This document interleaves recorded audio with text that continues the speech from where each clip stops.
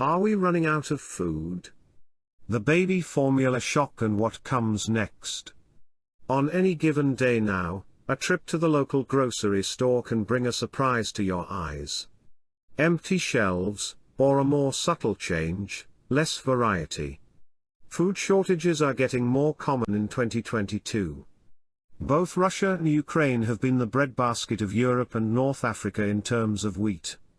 More than 3 months of war and blockaded exports are keeping Ukrainian food products from the world, and the UN warns we might be on the cusp of a food shortage. The whole world, that is. Ukraine was one of the main providers of several staple crops to world markets, including corn, wheat, maize, and barley. Agricultural products were Ukraine's primary source of export revenue and accounted for nearly 10% of the country's GDP. But the war and blockades of Ukrainian port cities have halted global supply chains for these food products. The UN's Hunger and Food Security Organization is warning that a food crisis beckons if that remains the case.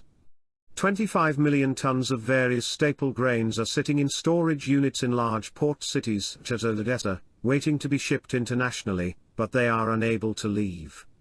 If Odessa falls, Ukraine will be landlocked, and all grains will fall into Russian hands.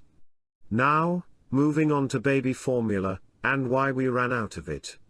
The shortage of this special product is due to a combination of ongoing supply disruptions and a recent safety recall that left many pharmacy and supermarket shelves bare.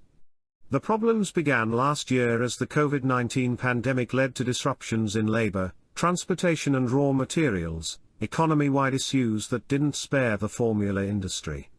Inventory was further squeezed by parents stockpiling during COVID-19 lockdowns.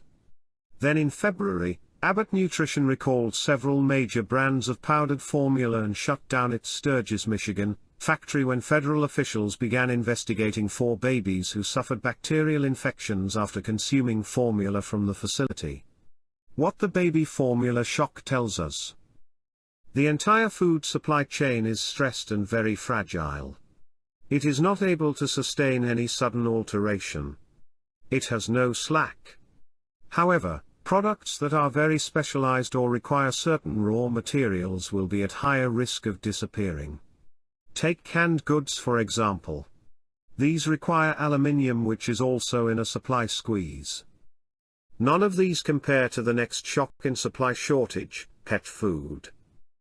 Often the meat in pet food comes from human food offcuts, and as meat supplies have dwindled due to shortages, the pet food industry is scrambling to keep production going. Many of these offcuts come from hospitality businesses such as hotels and restaurants, and due to the pandemic, many of these establishments were forced to stop trading.